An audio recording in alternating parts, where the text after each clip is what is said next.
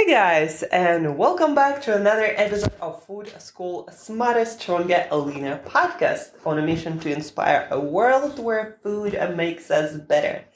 Guys, good morning, and probably a lot of you might be either drinking your first cup of coffee, maybe the second cup of coffee, or maybe you're not a coffee person.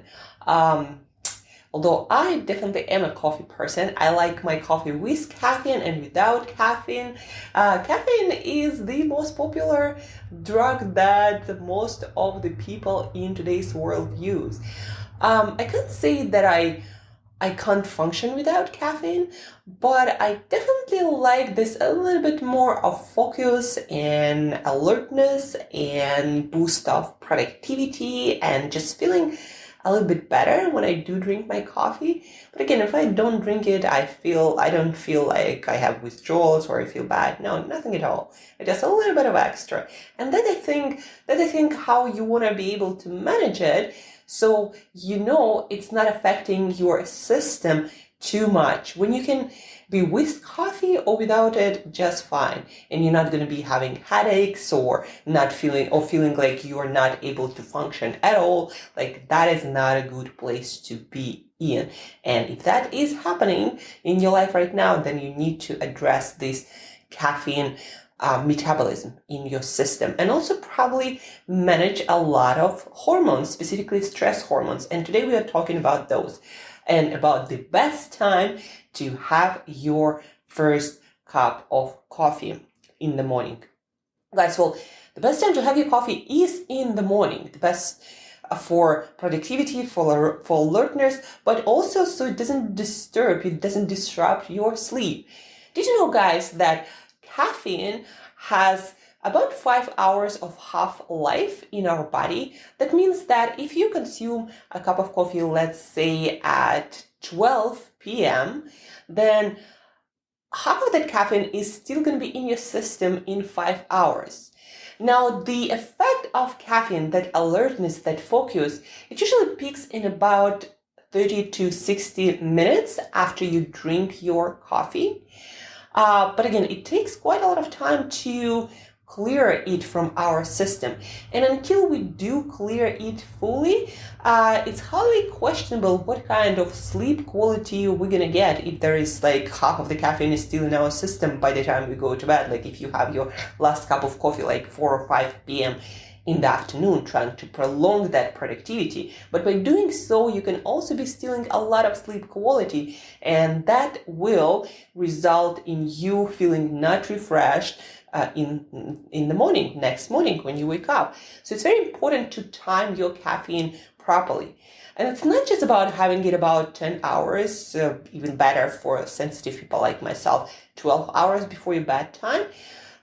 It's not just that important. Also, not having your caffeine too early in the day is very important specifically for your cortisol and your other stress hormones and the effect that caffeine has or doesn't have in your body. So let me explain a little bit more. Every morning to wake us up, our body and brain release, our brain more than our body, release that hormone, cortisol. That is a stress hormone designed for activate our systems for things like flight, like fight or flight when we need to flee some predator. It helps the body to break down and use different fuels and just spike your system up so you run and get after this thing that you need to be getting after or getting away from. So anyhow, cortisol, that stress hormone, it is released in the morning by our body to wake us up. And it is a very strong hormone. It wakes us up, guys. That's how strong it is. No coffee gonna do that. But then if you drink caffeine right then, first thing in the morning or like in the first hour of your waking, what you're going to be doing is you're going to be pouring caffeine on top of that already strong stress hormone that just woke you up, and you barely will notice the effect of caffeine. But you're definitely going to feel that crash that we usually, for some people it's more, for some people it's less, that down moment or spike or dip in energy levels when after a couple of hours, 2-3 hours after your coffee. You're definitely going to feel that, and you're going to feel it earlier, and it's also going to be at the same time as your cortisol wears off. So basically in the morning, you're having this spike of cortisol that wakes you up, that brings your whole system up. If you pour your caffeine on top of that, you're not going to feel that much effect of that caffeine, really. Not really. The only effect you're feeling right then is your cortisol. Compared to that, caffeine is really a weak liquid, like weak tea or something. So you're not going to feel you're not going to get a lot of effect of that caffeine. Then when it's going to crush a lot, and that's when you're going to feel like you need the second cup of coffee in the mid-morning, usually closer to early afternoon.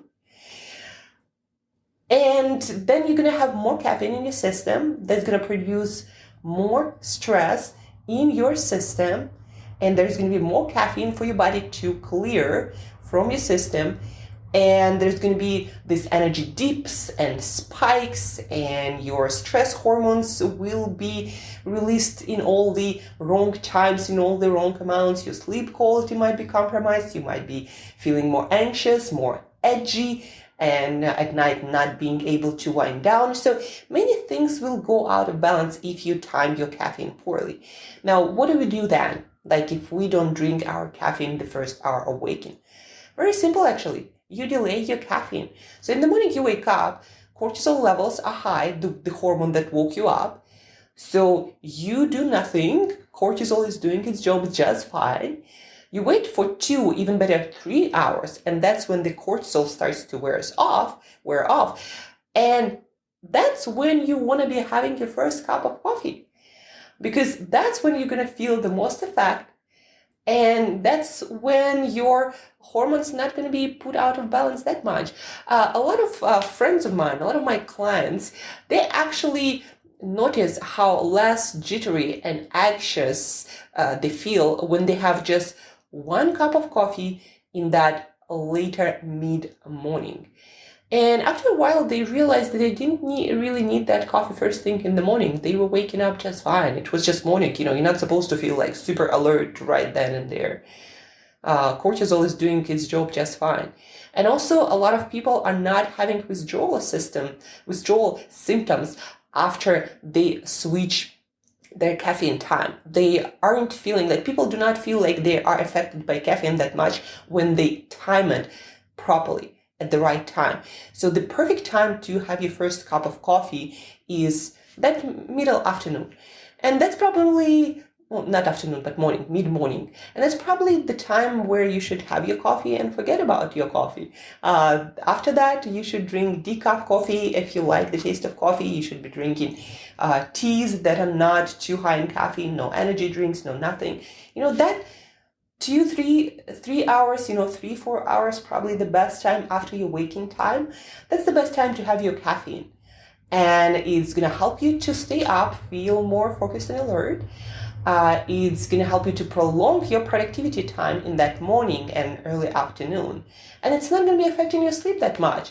And also your stress hormones. And so overall, you're going to have better balanced stress hormones like cortisol and adrenaline.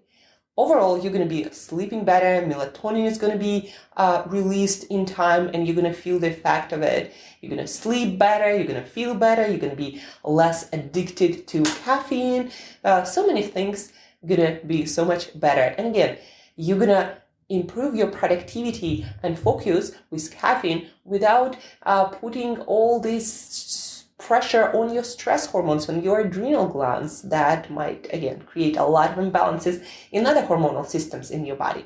So the best time to have your caffeine is somewhere like 3 hours. I would say even, 3-4 hours if you can. That's going to produce maximum effect without the downsides of caffeine. And also, that's probably when you should finish drinking your caffeine. Start it then and stop it there. So it doesn't affect your sleep quality. And that's about it. That's what I wanted to share with you about caffeine, guys. So please do try it. Sometimes it takes time to get used to this new routine, but believe me, guys, it's worth it.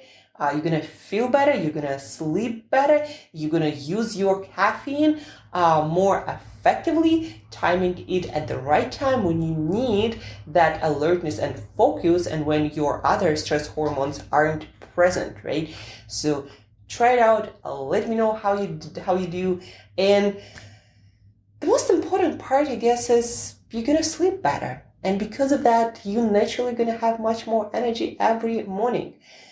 The reason why you think you might need that cup of coffee first thing in the morning might be the exact reason why you aren't feeling refreshed in the morning. Because drinking that caffeine through the day, because you timing it at all the wrong times, does not allow you to sleep and rest properly. And again, that's like a vicious cycle when you try to manage your alertness with caffeine at all the wrong times, and then at night you can't sleep properly, even though you can fall asleep, but the sleep quality is compromised. And then in the morning you wake up, you're not refreshed, you feel like you need again your coffee, and that's like never-ending cycle. So please do end this cycle today or tomorrow, depending on what part of the day it is. Start timing your caffeine 3 hours after your waking time and stop it absolutely no later than 10 hours before your bedtime, and see how it goes. See how better you feel. Maybe you won't need to get off caffeine completely. You just need to drink it in a smarter way. That's it for today, guys. Have a good night's sleep. Have your coffee at the right time. And as usual, till next time, eat better daily.